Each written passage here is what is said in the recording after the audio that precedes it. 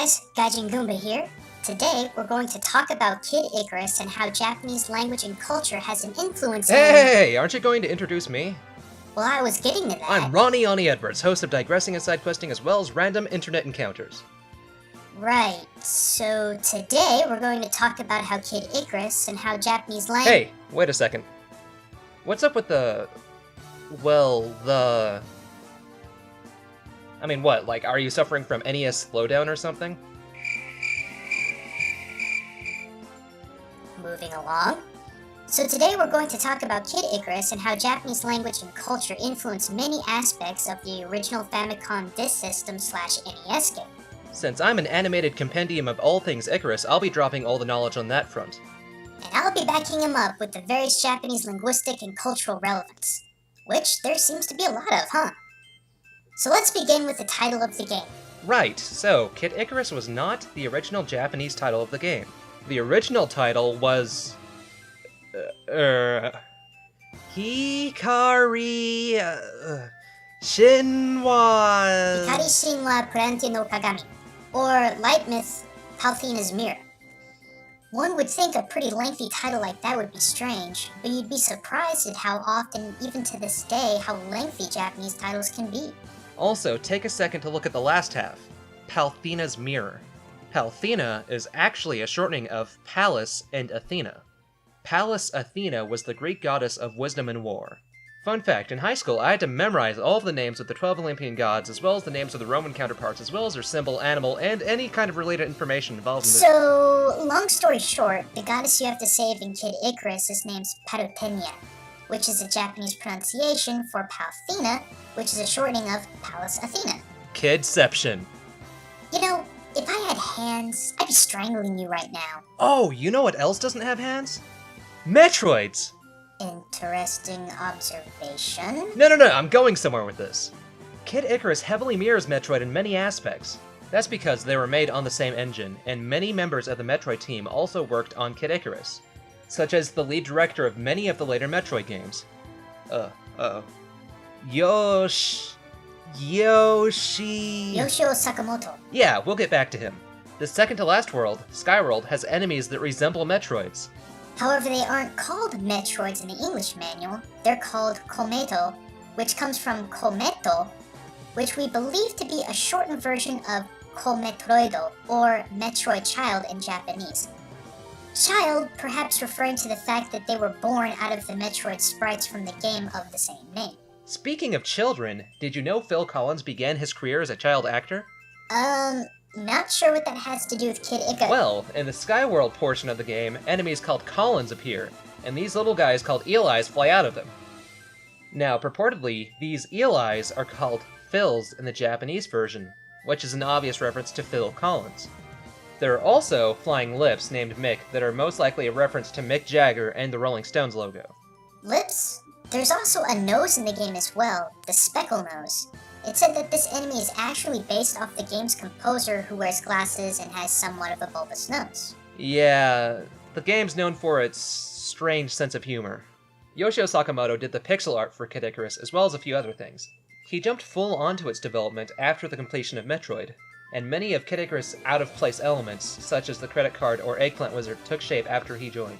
Speaking of which, Eggplants appear in a lot of Nintendo games from that era.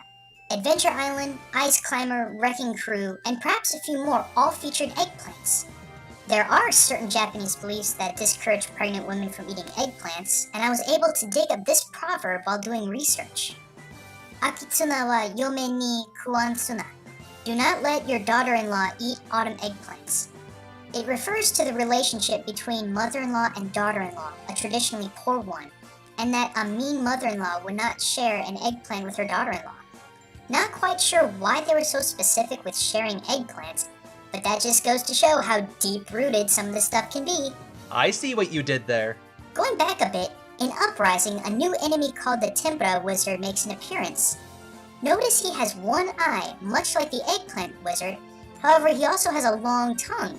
This could possibly be reference to Kasa Obake. Kasa Obake?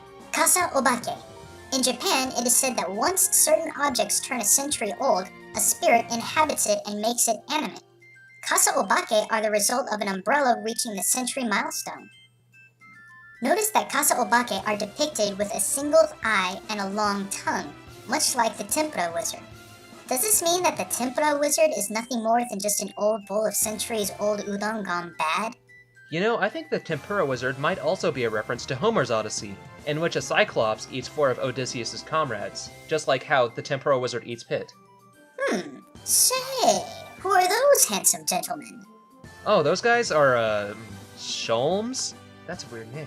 Actually, I believe Shlum is the localization version of Shurumu, which probably comes from the word shrooms. Insert drug joke here. You know, that might actually be the reason why the localization team went with Shlum instead of Shroom. The word is closely associated with drug use, and Nintendo really liked maintaining a squeaky clean image back then. Still does, really. Also, and this is only speculation, but could the name Pit come from the katakana pronounced word Cupido? What? Well, the katakana for Cupid looks like this. Cupido. If you take off the beginning, you're left with this. Pido, or Pid. And Pit's name looks like this. Pito, or Pit. As you can see, they're not all that different in spelling or sound. Once again, this is all just guesswork. But even in English, the Pid part of Cupid and Pit sounds and looks a lot alike. So, it's always seemed to me that Pit has had more in common with the Greek hero Perseus than he ever did Cupid or even Icarus. In the tale of Perseus, Athena gives Perseus a reflective shield to aid in his quest to slay Medusa. In Kid Icarus, Pit must use the mirror shield to slay Medusa, much like Perseus, and save Palutena, who, as we remember, was based on Athena, and Athena was the one who gave Perseus the shield we mentioned earlier. Perseus was also given winged sandals to fly, and he was known to ride a Pegasus. In the last level of Kid Icarus, Pit dons an item called the Wings of Pegasus in order to fly. Also, as we touched on earlier, Kid Icarus wasn't even the game's original title in Japan. And, to my knowledge, the name Icarus wasn't even mentioned in Japan until Brawl, where Pit's up B move was called the Wings of Icarus. To be fair, after the first game, a few homages were paid to the tale of Icarus, such as Pit's wings falling off after the end of Myths and Monsters, as well as them crumbling in Uprising once Pit reaches the time limit using the Gift of Flight. Well, Ronnie, I think that's as much time for random information about Kid Icarus that we have for now. I think we're starting to push the limits of our time, and I think our audience. I suppose you're right. It was fun, though, and there was a lot to learn from all of this. Yep! Well, folks, thanks for watching. This is Gaijin Goomba. And Ronnie Edwards. Signing out.